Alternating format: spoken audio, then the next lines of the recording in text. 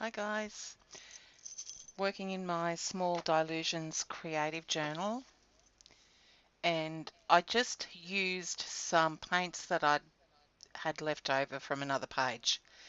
I think it was a PBO blue-green and maybe a teal, I think, and then a bit of white mixed in with it. So I just applied some Tim Holtz Distress Crackle paint in the Rock Candy, the clear. And I wish I had feathered it a bit more, because once it's done, it's too defined. And once you start seeing the crackles appearing, you can then bring out your heat gun and finish it off. So I'm using some Tim Holtz Distress Stain in Vintage Photo here. And what I wanted to do was to show the cracks in the Distress Crackle paint. But it didn't turn out that good.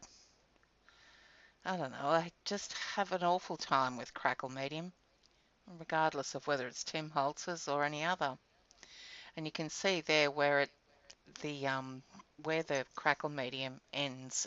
It just doesn't look too good. I would have rathered it feathered. And now I'm still going in with the Vintage Photo, trying to get some of those cracks appearing more prominently.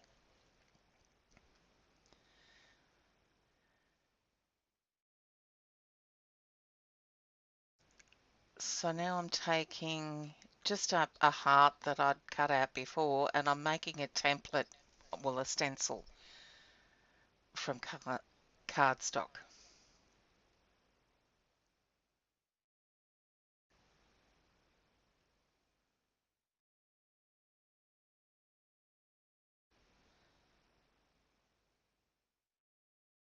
So I'm using VersaMark clear embossing ink over that heart, and then applying clear embossing powder and heat setting it with the heat gun. Not a big fan of the finished product of this page, but you know, it is what it is. Not all journal pages are going to be the ones you like.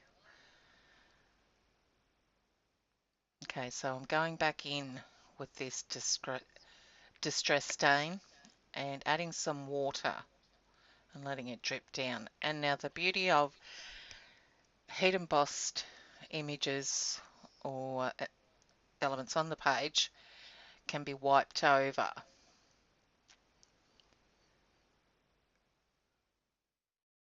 Yeah, as I'm saying there, I'm trying to make the borders less noticeable. And so that's why I bring down the distress stain into the center of the page.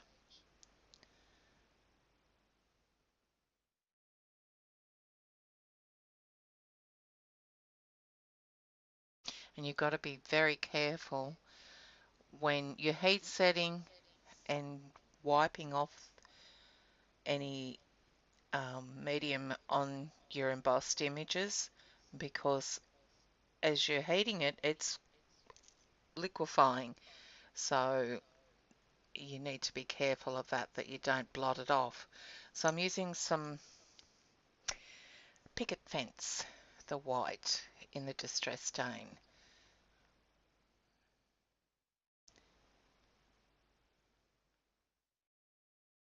Now I cut those letters out using my Learning Curve Cricut cartridge, just on lightweight cardstock, and I wanted to paint the word heart in a deep red. So I mixed some alizarin crimson with the scarlet and then added some black.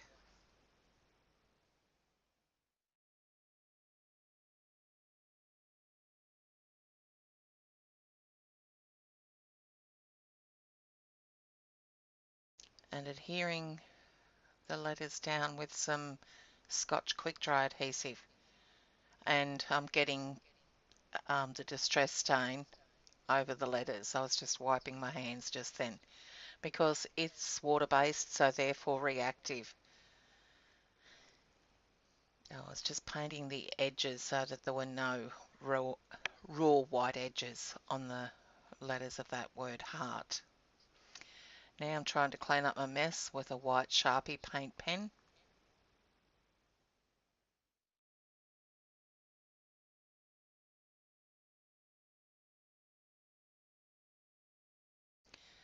And adhering down the word heart.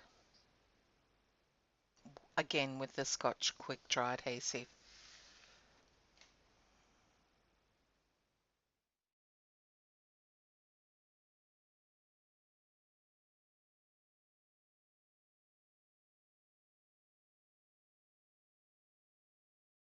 Now to tie all that in, the red there of the word heart, I decided to use my portfolios to give the heart some dimension.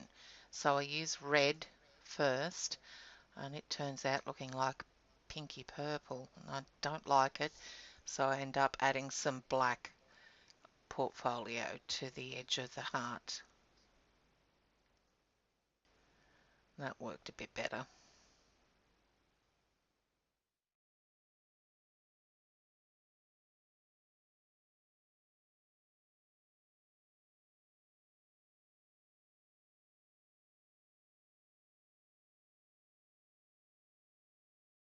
Yep, I think that's it. I don't think I did a border. Can't remember. No, I did some splats.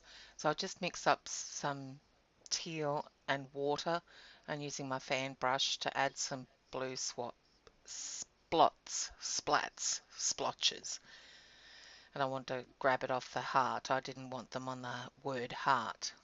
So there you go, another one done. Not overly pleased with it, but see there, the close-up you can actually see the cracks, but not from a distance. So anyway, I'll be back with another page soon. Bye guys.